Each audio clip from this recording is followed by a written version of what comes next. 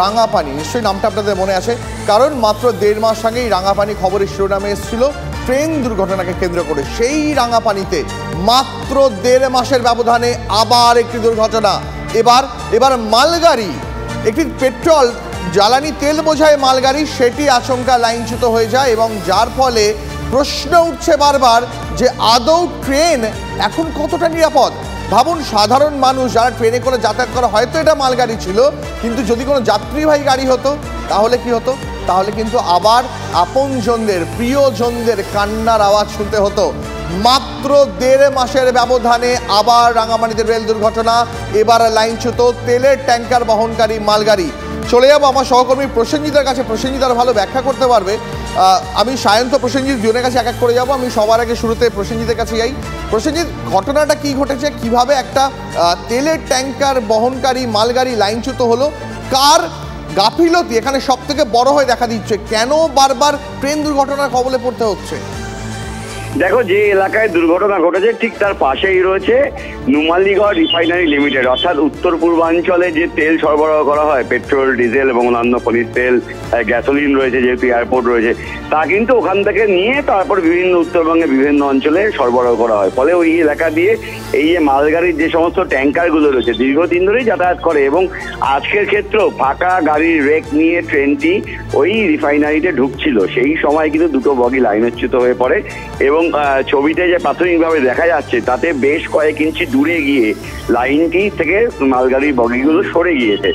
প্রাথমিকভাবে প্রশ্ন যেটা, সেটা কি কারণ দুর্ঘটনা ঘটলো, রেলের আধিকারিকরা এলাকায় পৌঁছেছেন, তারা মনে করছেন কোনো দ্রুত গতিতে মালগাড়িটি ছিল অথবা লাইন মেনটেন্যান্সের ক্ষেত্রে কিছু সমস্যা ছিল, যে কারণে লাইন থেকে অর্থাৎ ট্র্যাক থেকে মালগাড়ির বেশ কয়েকটি চাকা কার্যত ছিটকে যায়। পরপর দুটো বগি ওই এলাকায় ছিটকে গিয়েছে, মেন লাইন ব্লকেজ হয়ে গিয়েছে, যে কারণে এই মুহূর্তে দূরপাল্লার ট্রেন চলাচল সাময়িকভাবে বন্ধ রাখা হয়েছে। রেস্কিউ ট্রেন এলাকায় নিয়ে যাওয়া হয়েছে মালগাড়ির যে দুর্ঘটনাগ্রস্ত বগিগুলোকে সরিয়ে সেখান থেকে লাইন। তুমি নজর রাখো, আপাতত ধন্যবাদ। একটু কথা বলি আমাদের প্রতিনিধি সায়ন্ত ভট্টাচার্য, অপর প্রতিনিধি রয়েছেন আমাদের সঙ্গে। ফের রাঙাপানি, ফের দুর্ঘটনা সায়ন্ত, এবং এই যে দুর্ঘটনার কথা আমরা বলছি, আমরা যদি আলোচনা করি 2 মাসের প্রেক্ষিতে, তাহলে গতকাল সংখ্যাটা ট্রেন দুর্ঘটনার যেখানে 3 ছিল, আজ সেটা হয়ে গিয়েছে 4। আর আমরা এই রেল লাইনকে, এই রেল চলাচলকে, ব্যবস্থাটাকে লাইফ লাইন বলি, কিন্তু সেখানে এই লাইনেই তো লাইফ ইজ অ্যাট রিস্ক। প্রত্যেক দিন ঘুম ভাঙবে কি আমাদের এক একটা দুর্ঘটনার খবরে? দেখো, তুমি শুধু রেল দুর্ঘটনার কথা বলছো, আমি কিন্তু রেল দুর্ঘটনা, রেল দেরিতে চলা, সিগন্যালিং প্রবলেম, একাধিক বিষয় যেটা রেল কিন্তু এখন রীতিমতো নিত্য নৈমিত্তিক ভোগান্তির চেহারা হয়ে উঠেছে, সাধারণ মানুষের আতঙ্কের চেহারা হয়ে উঠেছে। তারা প্রত্যেক সাধারণ জাতি, প্রায় কোটি লক্ষ লক্ষ মানুষ কিন্তু এই পশ্চিমবঙ্গের ট্রেনে করে যাদের নির্দিষ্ট গন্তব্যস্থলে যান, তারা আতঙ্কের মধ্যে দিয়ে ট্রেন যাত্রা করছেন। কারণ রক্ষণাবেক্ষণ, কারণ লোকবলের অভাব, কারণ সিগন্যালিং ত্রুটি সহ একাধিক বিষয় কিন্তু এই রেলের নিত্য নৈমিত্তিক দুর্ভোগের কারণ হয়ে উঠেছে। লোকবল নিয়ে মূলত একাধিক প্রশ্ন উঠছে, বারবার উঠছে যে লোকবল কেন, লোক নিয়োগ করা হচ্ছে না, কেন কর্মী নিয়োগ করা হচ্ছে না। আশ্বস্ত করা হচ্ছে কিন্তু সেই আশ্বস্ত মতো বাস্তবায়ন হচ্ছে না, অর্থাৎ সেই লোক সংখ্যার কিন্তু অভাবে কিন্তু ভুগতে হচ্ছে রেল পরিষেবাকে, সাধারণ মানুষকে। যে লাইনগুলো দিয়ে মূলত ট্রেন চলাচল করে, সেই লাইনগুলোর মূলত যে রক্ষণাবেক্ষণ দরকার, সেই রক্ষণাবেক্ষণ নেই। আমি গতকালই একটা বিষয় দেখিয়েছিলাম যে গতকাল মণিপুরে রেল লাইনের ট্র্যাক লাইনে উড়ে গিয়েছে জলের স্তরে, সেই ট্র্যাক লাইনে 600 মিটার নেই, রেল মন্ত্র কি জানে না। জওয়ানরা যদি না থাকতো আরও বড়সড় দুর্ঘটনা ঘটতো। অর্থাৎ একের পর এক দেশের বিভিন্ন প্রান্তে শুধুমাত্র এই রেল রক্ষণাবেক্ষণের অভাব, রেল লাইনের ওপর নজরদারি, সিগন্যালের নজরদারি, কোনো কিছুই পাওয়া যাচ্ছে না। বারবার করে রেল আধিকারিকরা কিন্তু রেল বোর্ডের কাছে এই বিষয়টি, যারা নিচু স্তরে যারা কর্মীরা রয়েছেন, তারা কিন্তু রেল বোর্ডের কাছে। সায়ন্ত, আমি তোমার কাছে আসছি। আমরা এই মুহূর্তে যোগাযোগ করছি প্রাক্তন লোকো পাইলট বিজয় বাহাদুর সিং এর সঙ্গে, তার সঙ্গে কথা বলে জানার চেষ্টা করব। বিজয়বাবু, আপনাকে যেটা আমি প্রথমেই জানার চেষ্টা করব আপনার কাছ থেকে, যে ধরুন এখানে তো একটা মালগাড়ি দুর্ঘটনার মুখে পড়লো রাঙাপানিতে, কিন্তু আমরা দেখেছি গত 2 মাসে অন্তত 3 বার প্যাসেঞ্জার ট্রেনেও দুর্ঘটনার মুখে পড়েছে এবং প্রত্যেকবারই আমরা আমাদের কোনো না কোনো আপনজনের কান্নার আওয়াজ শুনতে পেয়েছি। প্রশ্ন উঠছে যে কেন বারবার রেল লাইনে, যেমনটা রুমেলা বলছিল যে লাইফ লাইনে, কেন বারবার life is at risk? Actually এটা রেলের অফিসারদের বিফলতা, লোক সংকোচন করা, স্টাফ সংকোচন করা, এবং যত সেফটি ক্যাডার স্টাফ রাখা, যেমন গ্যাংম্যান, গেটম্যান কিংবা স্টেশন মাস্টার কিংবা লোকো পাইলট কিংবা গার্ড, যত সেফটি ক্যাডারের লোক সেখানেও নেই। আর এমনিও রেলের খুব কম লোক হয়ে গেছে এবং অফিসাররা এক পর এক মিথ্যা কথা বলে যাচ্ছে, যেটা কমসে কম চিন্তা করবে যে দুর্ঘটনা হচ্ছে কেন হয়েছে।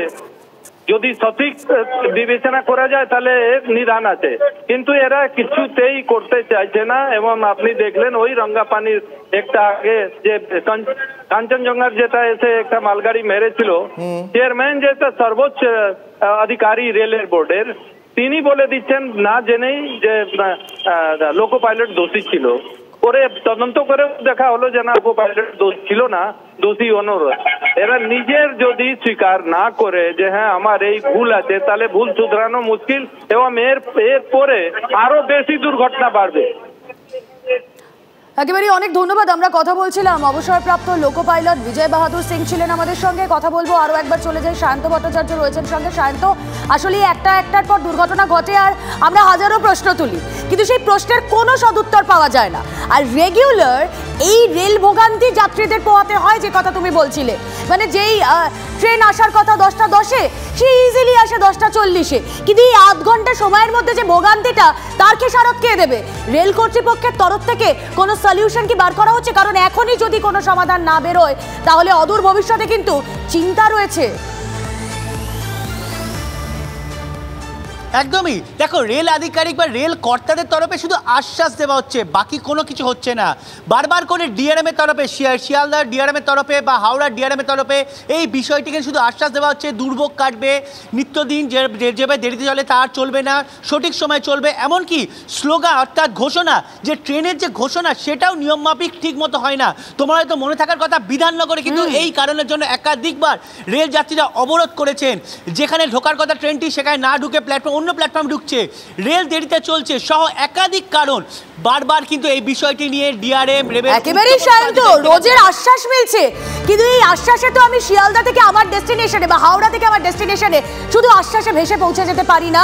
আবার এই আশ্বাস পেয়ে আমি এটাও ভাবতে পারি না যে হ্যাঁ আমি নিশ্চিন্তে ট্রেনে ট্রাভেল করতে পারবো, কোনো ট্রেন দুর্ঘটনা ঘটবে না।